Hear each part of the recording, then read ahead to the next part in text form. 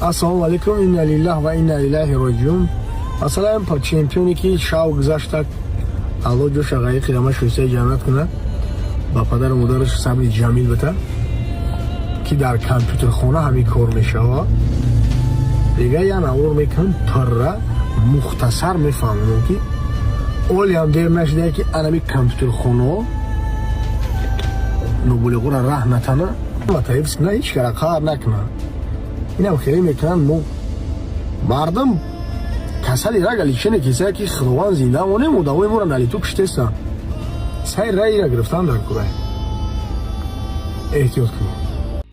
Суба хайр гайсакои ма дина шав да клуб да як компютерхона бачаҳои ёш ҷанг шидан, корчазанӣ кардан. Я бачаак 15 солара киштан. Ма ҳамун видеоҳо шадидам чихе мекишанаш. Ман мешинохтамаш, худо раҳматиш кунад. Чанд бор дар ҳамин инстаграм дар прямой эфир қатиш гап задагӣ будам. Спортсмен буд, чемпион мир буд. Гарени баъзе хеле зиқ шидам, на эмоциях видео кардам. И кор дар клуб шидаги радной. Ман дар у видеои кардагим душанбе гуфтам радной, ҳаминҷоша хато кардам. Ба ҳамун хотир ҳамаи видеоҳоро удалит кардам.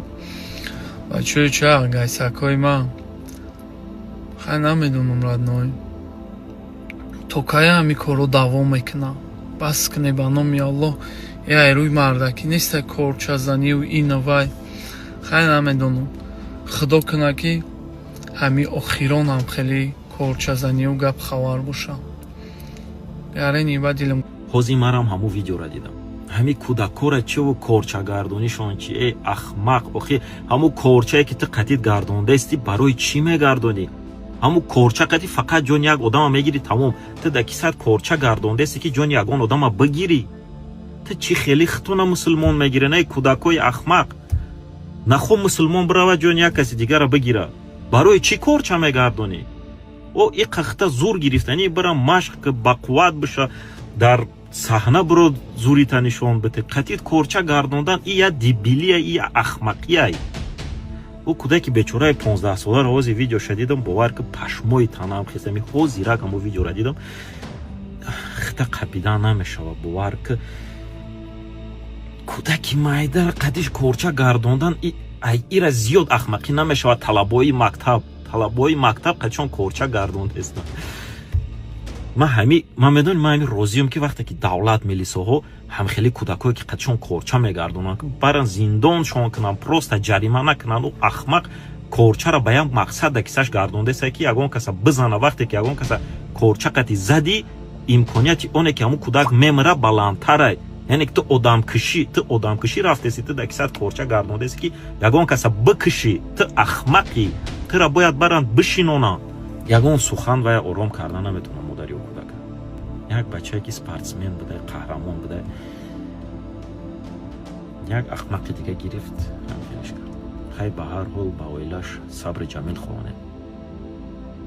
در بین جوانان یک کلمه به حد مشهور دیگه کلمه افطاریتت. ما کورچا را بگی برای فلان کورچا بزن تو افطاریتت میشه. یگان چه افطاریتت نمیشه. اگر با گفتی خود افطاریتت هم شوی در داخلی هم 20 نفری که همدیگر تمشناسین تو افطاریتت میشه. انا که گوش کن افطاریتت آدم‌ها میگن که فایدهش برای دولت برای جمعیت میرسه. افطاریتت آدم‌ها را میگن که هیچ کنک نه دنون میگیره خانه‌اش میدروره با پدر مادرش یک پیاله چای میخوره. امروز رفتی فرزند یک کسی دیگر را کورچا زدی. تو فکر میکنی مادری تو مادری او در چه حالند؟ نه. برای تو فرزند نداری. یک مادر گیره و نولا که فرزند عیدز داد و دیگه برگردانده نمیتونه. یک مادر دیگه گیره و نولا که فرزندش پشت پنجره میره بعد 6 سال 7 سال با فرزندم وا میخوره. لیک فکر کن تا که تو پشت پنجره میبروی پدر مادر تو 100 بار میبرن 100 بار زنده میشن. نه که تو بر میگردی پیش پدر مادر. آدم یکی تو کورچا زدی جانش گرفتی او دیگه پیش پدر مادرش برگشتن نمیتونه. همش پشتی چی میشه؟ پشتی بیکاری میشنه تگی داماد سمیچکا خویده و نمیدونین چیکار کنین. هیچ